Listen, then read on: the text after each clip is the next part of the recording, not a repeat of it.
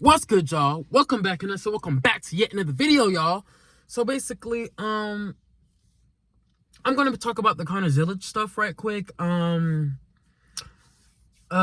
talk about the Xfinity race. The race itself was actually solid. I'm not gonna lie to you. The race itself was actually pretty solid. I enjoyed the race. I enjoyed the race. The race was actually pretty solid. The RCR guys dominated their asses off, bro. Let me tell you something, bro. Jesse Love and Austin Hill, bro. Those two are just flawless. I don't know what the hell Richard Childress puts into those plate cars, but they do wonders. They do wonders. And I mean absolute wonders. I don't know what the fuck. I don't know what is Richard Childress does, bro. I don't know what does he do. You know, it's almost like Dale Earnhardt was controlling these RCR cars from the grave. It's almost like, right, Dale Earnhardt never passed away, right? Never left RCR and controlled both of those cars. Like, this is absolutely insane, bro. Shout out to Dale Earnhardt, a racing legend. And these guys were driving just like him, bro. Like, it's actually crazy. For decades, RCR puts on amazing plate cars. I think people need to understand that RCR was good at plate trucks before Austin Hill and Jesse Love, bro, because man, they've had a history of being great at these tracks, bro. But dang, Austin Hill and Jesse Love, bro, they made it look so easy out there, bro. They made it look so easy. And Austin Hill, bro, let's really talk about him right quick. Let's really talk about him. We don't really talk about him as much as we should. Austin Hill has like 9 plate wins. You feel me? I call them plate tracks still. I know they call them drafting tracks, which I get, but plate wins? He has 9 plate wins. That's fucking incredible. Oh my goodness. That was insane. That was insane work, bro. What up? And Junior Motorsports and Jed Burton, right? Those cars that I just named, the Junior Motorsports cars and Jed Burton, were like the biggest competition that I'll say RCR had. They really were. I would definitely say that. They definitely put up a good fight. I'm not gonna lie, that was a good fight that they was putting up. Let's go to the last lap, right? So Connor Zillisch, you could tell he's very inexperienced because, yeah, you could just kind of tell he got so lucky, and I mean so lucky with the blocks that he was making, because he was making some crazy blocks, and I mean some very crazy blocks. I'm actually surprised he didn't get wrecked sooner. Like Connor Zillisch, but for an inexperienced plate guy, bro. Oh man, he was actually making some big boy moves, dangerous moves. You know what I'm saying? But some big boy moves. It's almost like he's been out there for years at a certain point. Like I couldn't tell if he was inexperienced or experienced the way he was driving. And it's almost like Dale Jr. Yeah, Jr. got back in that car or something like that. That was insane. So yeah, Dale Jr. I'm sorry, the Junior Motorsports cars, they put up a good fight. But man, Connor was the best guy out of all of them. He was making blocks back and forth on the last lap. And then Jesse Love, bro, was coming up with a full head of steam. Jesse Love made his move on the last lap, and then Connor Zillisch got turned. And it was a very hard impact. Very hard impacts, like most definitely. I got sick out of nowhere at the end of the first part. That's why I stopped it. Like, my stomach got all turned in the car and stuff like that. I'm like, yo, I gotta go home. I have to go home. That's why it stopped so abruptly right there. So basically, I'm good now though, y'all. I'm good now. All right, so back to it. So I was basically I ended the point saying that, well, Connor Zillisch got turned and hit the wall extremely hard. So the argument now, you know what I'm saying, that I didn't get to is, should that have been a caution? I'm gonna keep it a buck, y'all. Yeah. Man, yeah, I think it should have been a caution for this reason alone. Connor Zillisch was in pain, right? Connor Zillisch, he was pleading on the radio, saying, ouch, my back, my back, my back. He was talking about his back, and that was a very hard impact. That impact was just that was just scary to look at. That was really scary to look at on live TV.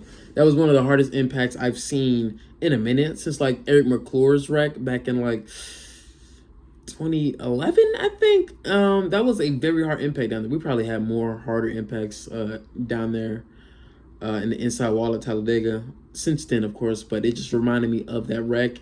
And Eric McClure, God rest his soul, rest in peace. That wreck looked nasty, and if anything is even remotely close to that happens, oh yeah, throw that caution immediately. Throw it immediately. Um, yeah. But I will say, I remember Eric Estep talked about maybe like a corner type of caution, if that makes any sense, like a sector caution, like a F1 does it, like a caution at this portion of the track, but the other portion of the track can stay green. Honestly, I don't see how that would be a problem. That actually could have helped save his finish. I'm not gonna lie to you, because there was only what, two cars behind Connor at that moment when he wrecked. I think it was Brandon Jones and another car. You know, both of them were off the pace. You know what I'm saying? I feel like that could have been done. You know, a sector caution, a caution down the backstretch, and have them race back to the line, because that would have been a dope finish between the three drivers, bro. But we don't have that right now. Do y'all agree with that? Do y'all agree with sector cautions in NASCAR? Like, would that be would that actually work? What do y'all think? Would that work? Do y'all see that as a thing that could potentially happen in the future? I mean, it could help a bunch of things. It really could. You know what I'm saying? I mean, the spotters, you know, they seem to be on point mostly, except for Eric Almirola's spotter apparently early in that race. You know, spotters are usually on point. You know, when there's a car down low wrecking, you don't see drivers just piling in, right? Unless it's ARCA. Like that's really about it. Yeah. These honestly, bro, and I'd be so tired of these drivers wrecking on the last lap. Like, I'm so tired of seeing these drivers wreck on the last lap. I'm like, dang, man.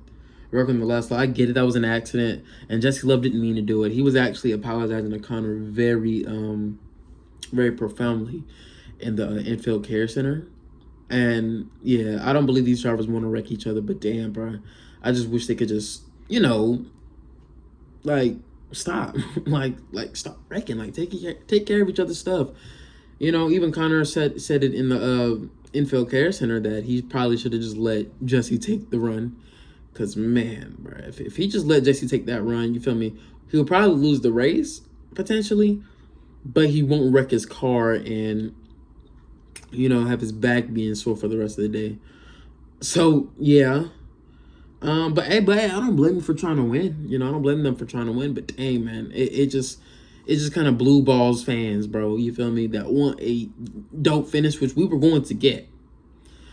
But yeah, safety is first. Safety is absolutely first. Do y'all believe that should have been a caution? Put that down in the comments if I eventually get one. So yeah, and then we always gotta have this finish under review. And now we gotta wait like 10 minutes to see who was ahead at this time of caution and this, that, and the third. And man, I get so tired of those upper finishes, bro. Like, damn, I really do. Jed Burton argues that he was ahead of the 21 at the time of caution. He was really arguing that too, but from an angle, it looks like that the 27 car is ahead, but in reality, Jed Burton wasn't ahead. It's just an angle. The 21 was most definitely ahead. And, bro, let me tell you something. Austin Hill, I'm going to say it once and I'm going to say it again, bro. Austin Hill is like, that man is out. That man is amazing at these play tracks. Amazing. Like I said, I see this is Dale Earnhardt controlling these cars from the grave, bro. Because, man, ain't no way these RCR cars are this good week in and week out at these fucking plate tracks. It's unreal. It's unreal. Jesse Love dominated this race as well. You know what I'm saying? Like, those two, bro, were on rails. On rails. Even Sheldon Creed, right? Sheldon Creed didn't win, right? He didn't win with RCR. But man, let me tell you something. He was damn close at these plate tracks, and he was, man, bro. Even he could have won some of these plate races, bro, and he didn't even win in RCR equipment, and he really could have because he was up there too. So I don't know what's going on, but RCR's plate program is just magnificent. What a incredible program that they have. So yeah, Austin Hill ended up winning. Surprisingly, his first one at Talladega. I think I already said that. Surprisingly, his first one at Talladega. And I know the fans were booing because Austin Hill's not necessarily a fan favorite. I wasn't mad that he won though. I really wasn't. I was just more frustrated at like the finish was just so flaccid. You know what I'm saying? Like, dang, another 3 wide finish, and we're not gonna get it. But safety's first though. All right, y'all. Hope y'all really got something from this video, and yeah, congrats to Austin Hill.